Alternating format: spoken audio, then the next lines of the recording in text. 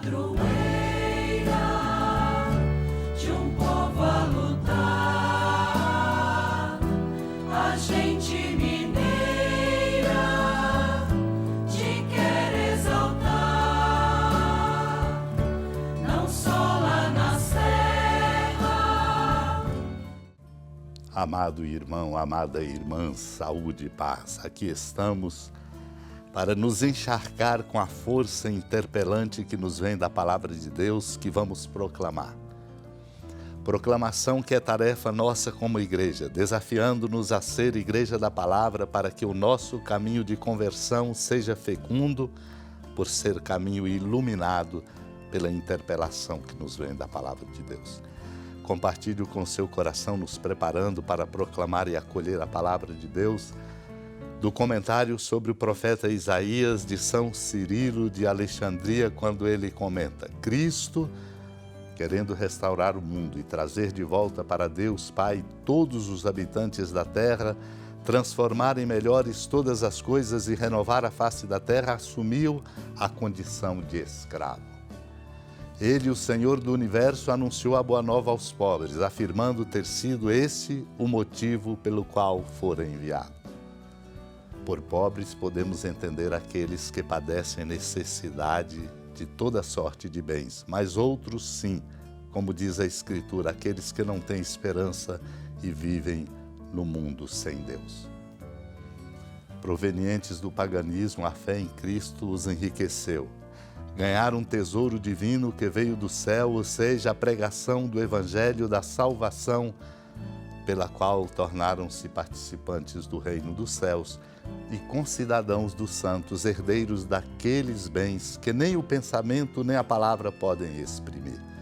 O que Deus preparou para os que o amam é algo que os olhos jamais viram, nem os ouvidos ouviram, nem coração algum jamais pressentiu, como diz o apóstolo Paulo na primeira carta aos Coríntios. Ou talvez se possa aqui entender que aos pobres em espírito é dado por Cristo um abundante mistério de carismas, riquezas. Chama de coração abatido e de ânimo fraco e partido os que são incapazes de resistir aos assaltos das tentações e são a elas de tal modo propensos que até parecem seus escravos. A estes promete cura e remédio, bem como dá vista aos cegos. Jesus, vindo a Nazaré, disse ao povo na sinagoga: em verdade eu vos digo que nenhum profeta é bem recebido em sua pátria. De fato, eu vos digo, no tempo do profeta Elias, quando não choveu durante 3 anos e 6 meses e houve grande fome em toda a região, havia muitas viúvas em Israel. No entanto, a nenhuma delas foi enviado Elias, senão a uma viúva que vivia em Sarepta, na Sidônia. E no tempo do profeta Eliseu, havia muitos leprosos em Israel, contudo nenhum deles foi curado, mas sim Naamã o sírio. Quando ouviram estas palavras de Jesus, todos na sinagoga ficaram furiosos. Levantaram-se e o expulsaram da cidade. Levaram-no até ao alto do monte sobre o qual a cidade estava construída, com a intenção de lançá-lo no precipício. Jesus, porém, passando pelo meio deles, continuou o seu caminho.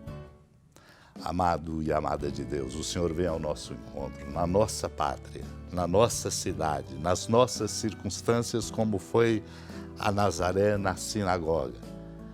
E diz uma verdade que deve nos interpelar: nenhum profeta é bem recebido em sua pátria. E lembra exatamente para nos interpelar, no tempo do profeta Elias, quando não choveu durante 3 anos e 6 meses e houve uma grande fome, ali estavam muitas viúvas. No entanto, apenas aquela viúva de Sarepta recebeu a graça. E por que recebeu? Só ela recebeu. Assim como no tempo do profeta Eliseu, muitos leprosos estavam em Israel. E Naamã, o sírio, recebeu a graça da cura. Os seus conterrâneos ficaram furiosos, exatamente porque compreenderam que Jesus estava exatamente falando do fechamento deles, um fechamento que pode ocorrer com qualquer um de nós. e, portanto, as portas da nossa vida ficam fechadas à ação milagrosa e amorosa de Deus em nós e por nós. Ficaram tão furiosos que se levantaram e expulsaram o próprio conterrâneo da sua cidade. Levaram-no até o alto do monte sobre o qual a cidade estava construída, com a intenção de lançá-lo no precipício. E aqui um ensinamento importante diante dos que nos perseguem, diante daqueles que nos querem barrar, diante daqueles que nos impedem de fazer o bem. Jesus, passando pelo meio deles, continuou o seu caminho. É preciso, portanto, meu irmão, minha irmã, alinhar o nosso coração com o coração de nosso Deus, como vem indicado pelas homilias de São Basílio Magno, ao dizer: não se glorie o sábio de seu saber, não se glorie o forte de sua força, nem o rico de suas riquezas. Qual é então o verdadeiro motivo de glória e em que consiste a grandeza do homem? Quem se gloria, diz a Escritura, glorie-se nisto, em conhecer e compreender que Ele é o nosso Deus. Seja esse o nosso caminho, sobretudo para que assim, vivenciando, nós experimentemos em nós uma grande mudança de vida para alavancarmos um novo tempo e empurrarmos o nosso mundo na direção da justiça, do bem e do amor. Suplicamos. Senhora da piedade, Mãe Virgem do Cristo Deus. Lembrai-vos, ó piedosíssima Virgem Maria, que nunca se ouviu dizer que alguém daqueles que, tendo recorrido à vossa proteção, implorado a vossa assistência e reclamado o vosso socorro, tenha sido por vós desamparado. Animado com igual confiança, a vós recorro, ó Virgem das Virgens, e gemendo sob o peso dos meus pecados, me prostro a vossos pés.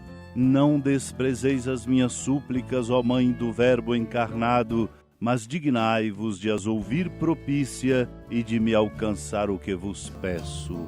Amém. Feliz padroeira de um povo a lutar, a gente mineira te quer exaltar, não só lá na serra, tu és esplendor de toda esta terra, também és fulgor. Amado irmão, amada irmã, com a alegria do Santuário Basílica da Padroeira do Estado de Minas Gerais, a Senhora da Piedade, que da sua casa de clemência e bondade nos acompanhe e nos abençoa do alto da serra, magnífica arquitetura divina, a bênção de Deus, amor misericordioso. Pai, Filho e Espírito Santo, desça sobre sua família, sustente sua vida, proteja sua casa, fecunde o caminho missionário de nossa igreja, nos encha de sabedoria e permaneça conosco para sempre. Amém. Feliz padroeira